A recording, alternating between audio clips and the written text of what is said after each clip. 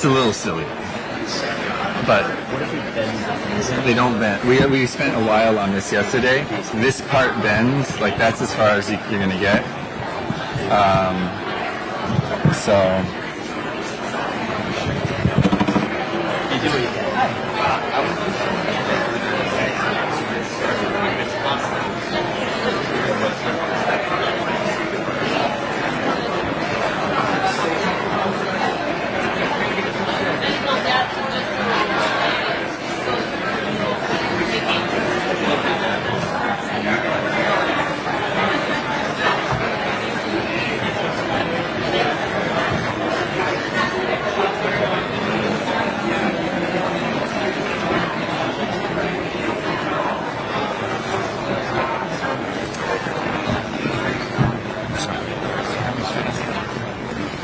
Everyone, thanks so much for being here. Before we get started, I don't know if these are on. Okay. Thanks so much for being here. Before we get started, a quick reminder to any journalists in the room, if you are not already receiving media advisories from the U.S. delegation, you can visit state.gov, state.gov/COP29, or email climatecomms@state.gov to sign up. Thanks so much. Thanks for being here.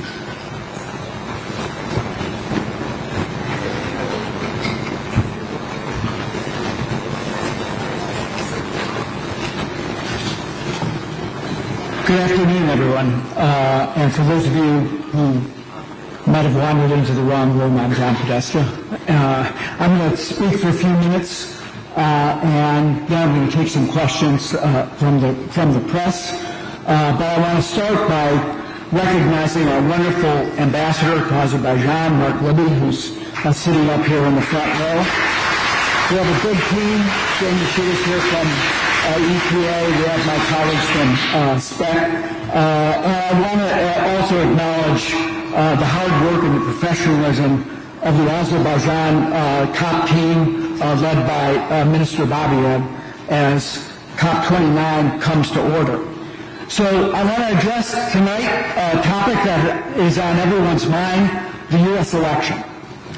For those of us dedicated to climate action, last week's outcome in the United States is obviously bitterly disappointing, particularly because of the unprecedented resources and ambition President Biden and Vice President Harris brought to the climate fight.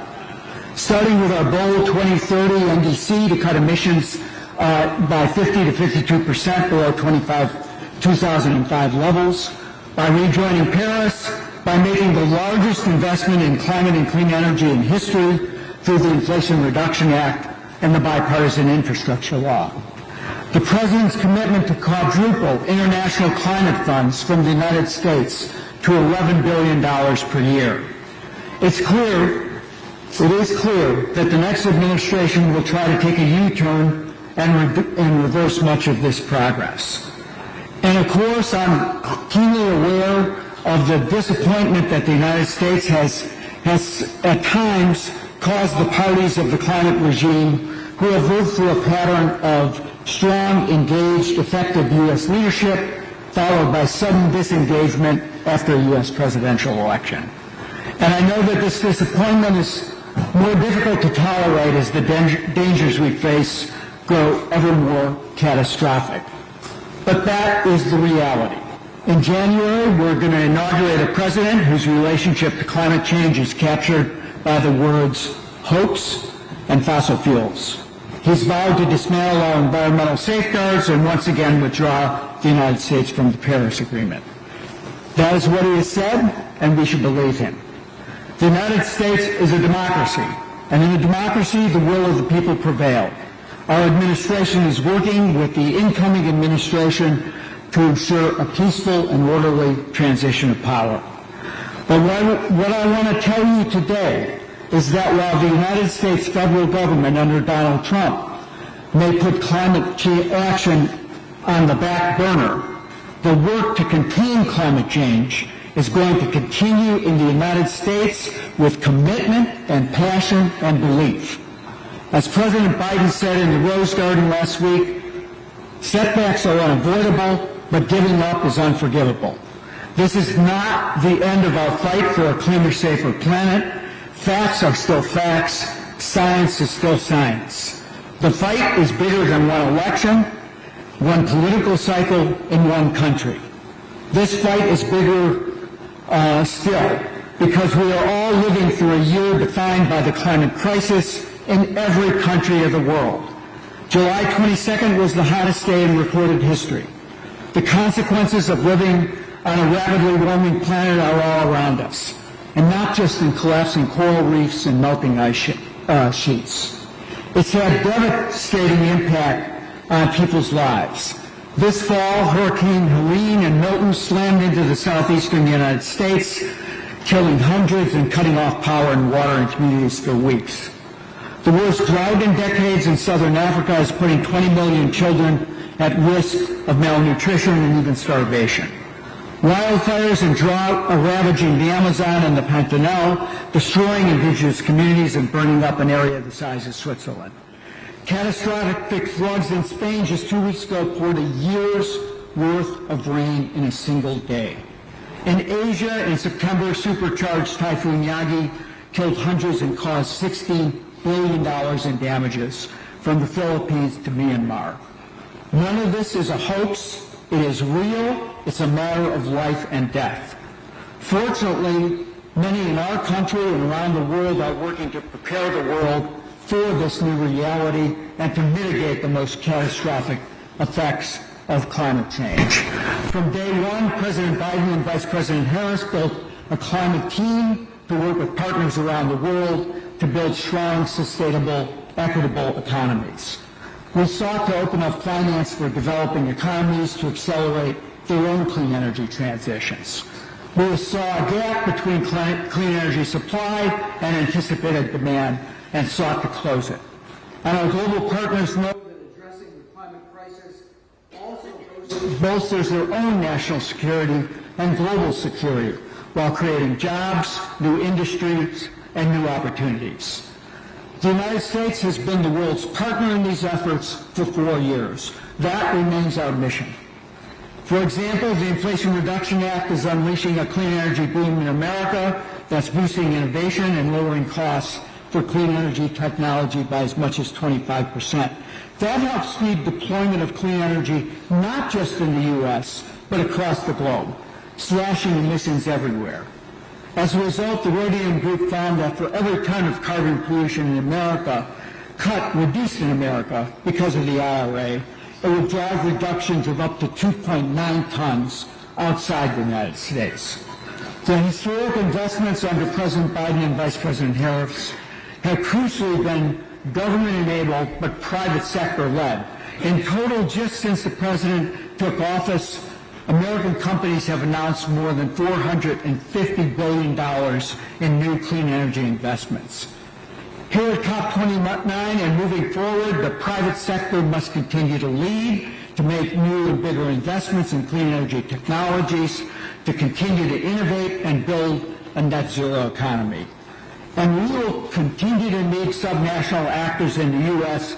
and globally to lead the way. In the wake of COP22 in Marrakesh and President Trump's decision in 2017 to pull the United States out of the Paris Agreement, the We Are Still In movement was born in the United States.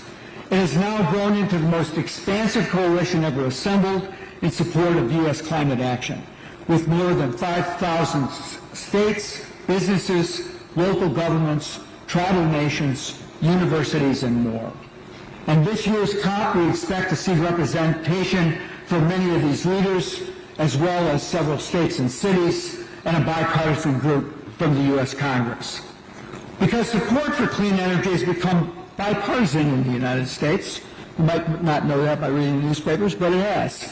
57% of new clean energy jobs created since the Inflation Reduction Act passed are located in congressional districts represented by Republicans.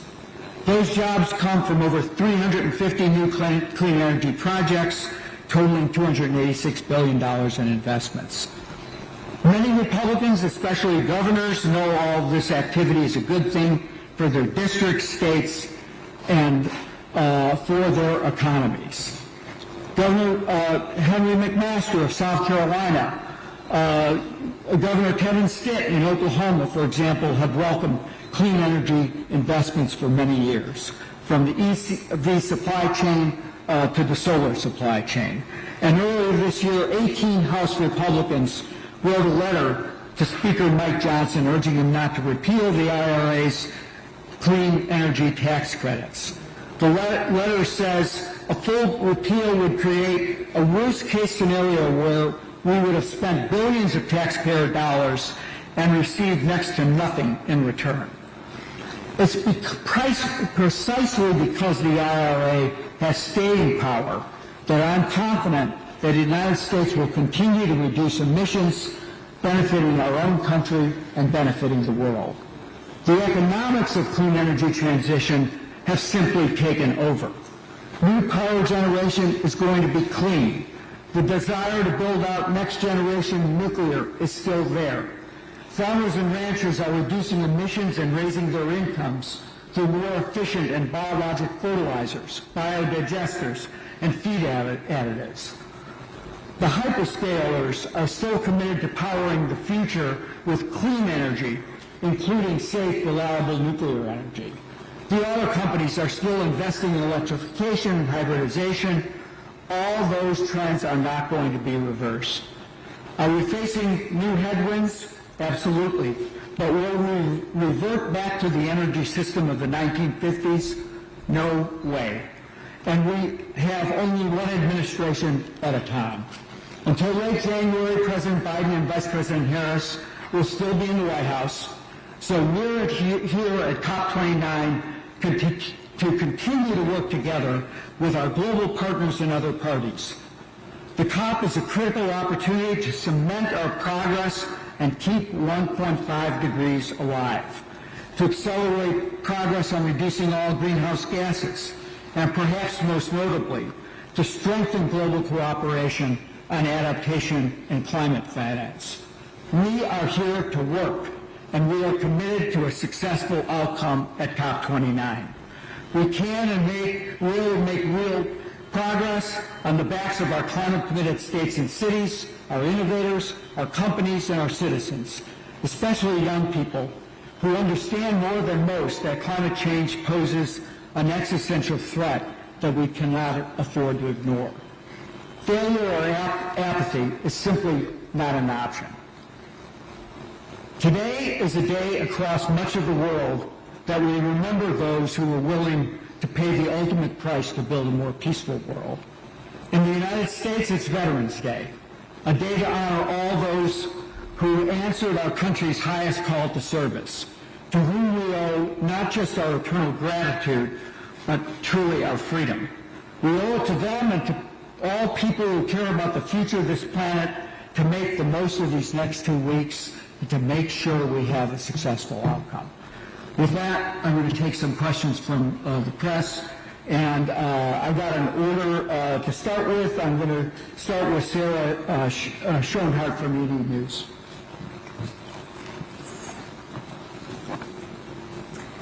Hi, thank you so much for taking questions. Thank you for addressing us.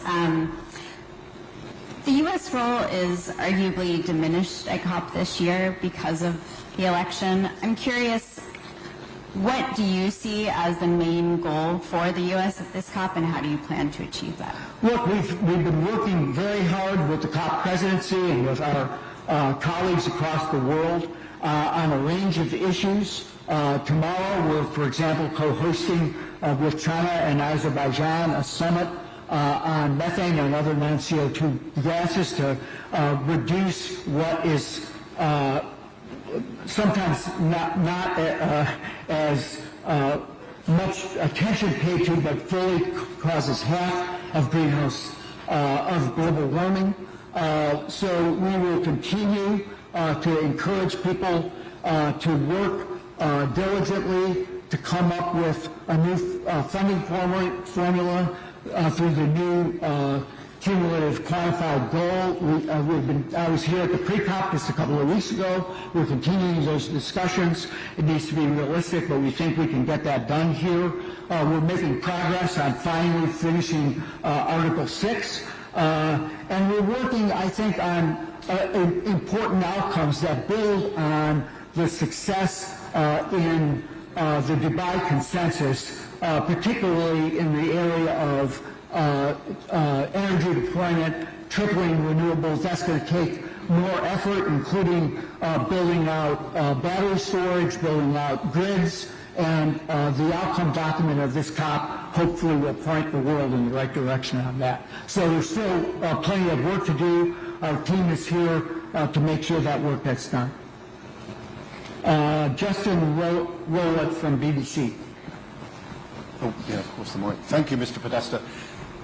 Mr. Podesta, is there an opening for China to take leadership on the climate issue? Well, look, China is now 30% of global emissions, the largest emitter in the world, and they have an obligation. As you know, we've been engaged with them over a long period of time. In my case, that goes back to dialogues that I had with senior levels of the Chinese government in advance of 2014 when President Obama and President Xi announced jointly their nationally determined commitments and gave life to and I think helped really propel action that led to the Paris Agreement. But as the world's largest emitter, they have an obligation to take account of what occurred in Dubai, to come forward with a 1.5 aligned, all greenhouse gas, economy-wide NDC.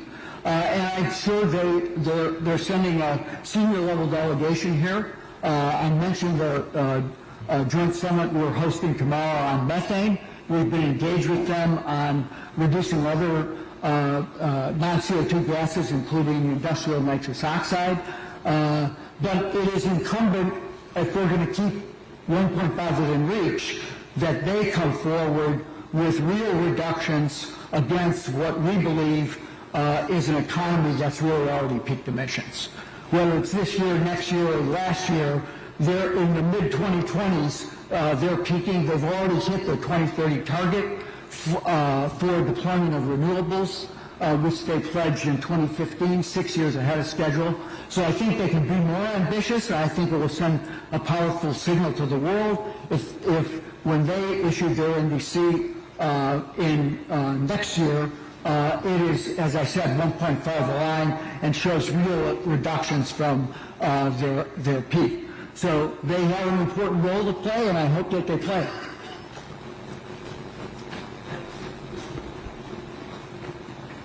I'm sorry. Jake Bill from Grist.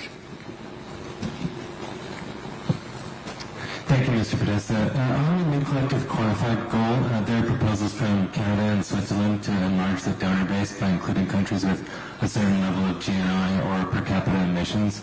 I'm wondering what the U.S.'s position on those proposals are and if an expanded donor base is a condition for U.S. support of the goal. Look, we've felt that an expanded donor base has been long warranted. We've argued that in the run-up to COP. There are capable parties.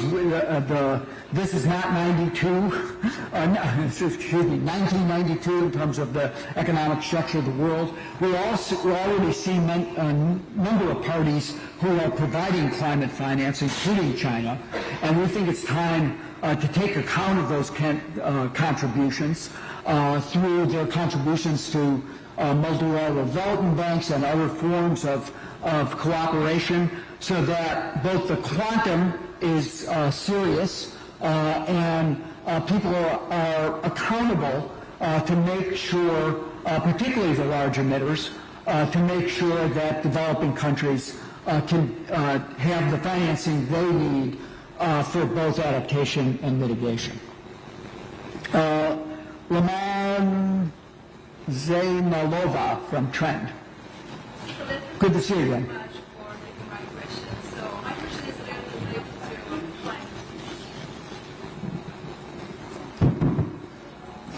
so much. My question is related to climate financing issue. So climate financing has been a real challenge to achieve.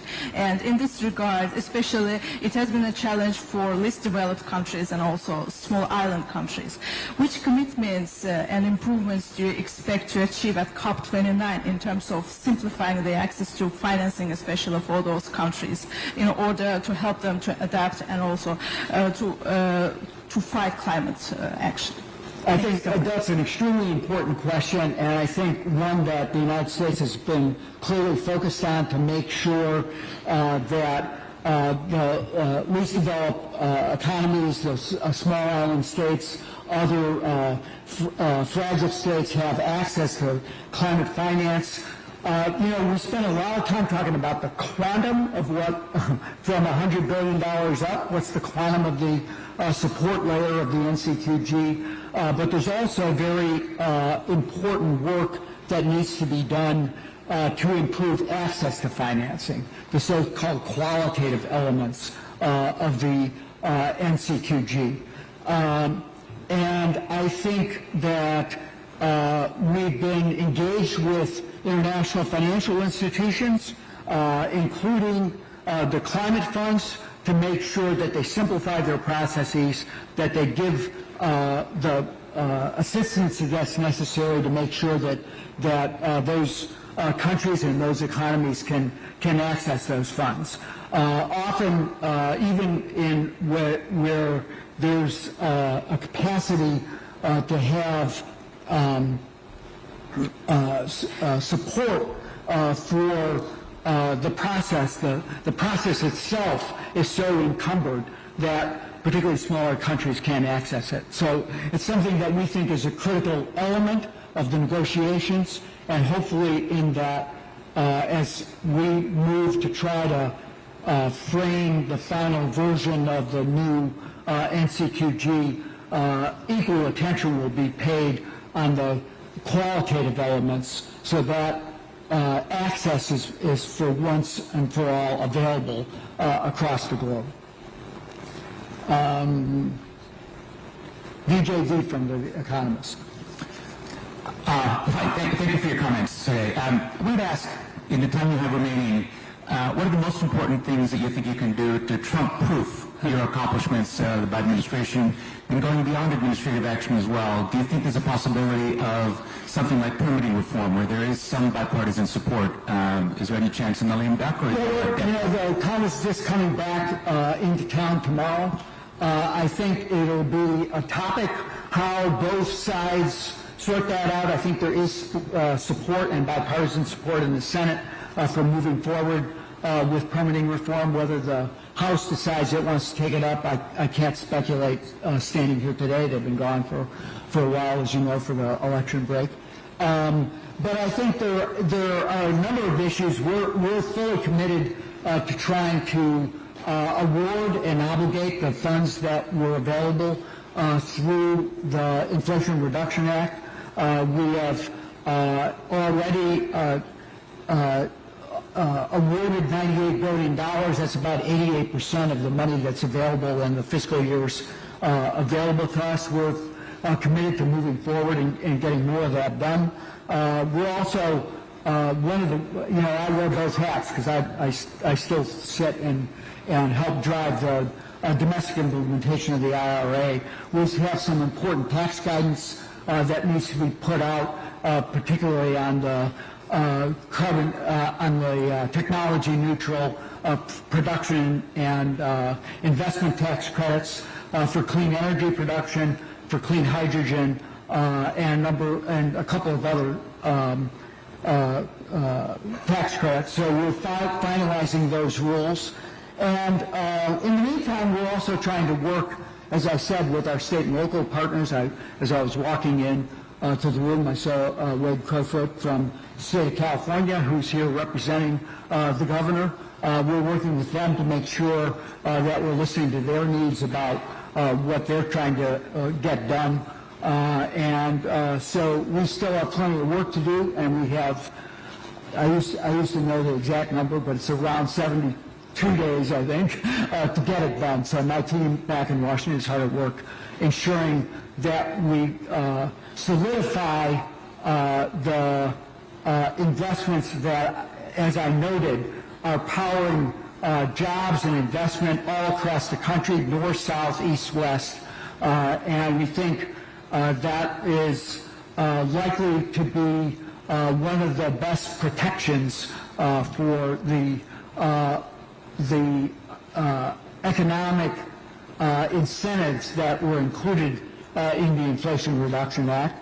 But as I said, I think if you look at this from the private sector's perspective, what are they investing in? Where are they going? Power, transportation, even on the industrial side, where as a result of grants that we've been able to make under the Bipartisan Infrastructure Law, there's a serious level of innovation going on to make green steel, to make green cement.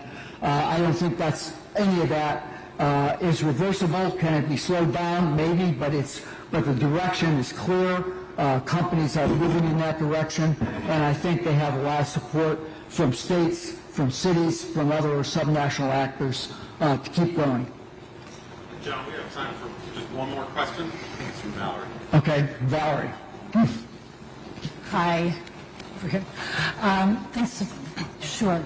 It's okay. Thanks so much. I just wanted to ask, tomorrow there's a focus on methane. The U.S. has been a leader on global methane action, but without the U.S. at the helm and with companies kind of stepping back with some of their decarbonization goals, where's the accountability going to be? I know there's going to be satellite data coming in, but then where is the accountability for those emissions? Look, I think when we convene tomorrow, you'll see a number of new commitments coming forward from countries to reduce, particularly methane from the oil and gas sector. We've put in place strong rules to do that, and we will fight to make sure that those rules stay in place to reduce, particularly to reduce methane from the oil and gas sector in the U.S. I think that we're also seeing a lot of interest in trying to work with the United States and with others to reduce waste methane from both landfills and from wastewater. And so I think that is a place where we can move forward together. And as I noted, I think I was in Beijing in early September, and Liu Jimin, the special envoy for China, was in Washington in the spring. I think our dialogue and technical discussions on reducing all non-CO2 gases has been particularly productive, so that we understand each other's strategies and where really emissions can be reduced at a very low cost per ton of CO2 equivalent. So I feel good about that. I think you'll see, as I said, tomorrow, the World Bank stood up as a result of catalysts from the United States, a fund to help countries particularly decarbonize in their fuel production sectors. So that work is going on across the globe, and I expect that in the United States it'll continue. Most of the companies, most of the large majors have pledged to reduce their emissions. The public will have to hold them to account. We're just in the throes of finalization of our rules on the setting up the system to charge fees to oil and gas producers for excessive methane production. That was a feature of the Inflation Reduction Act. So that's a place where I think we continue to make progress, and we have strong global partnership from Central Asia. I think you'll hear some words from Azerbaijan on this coming tomorrow. So I won't preview that, but except to thank it. Thanks, Valerie. Thank you all.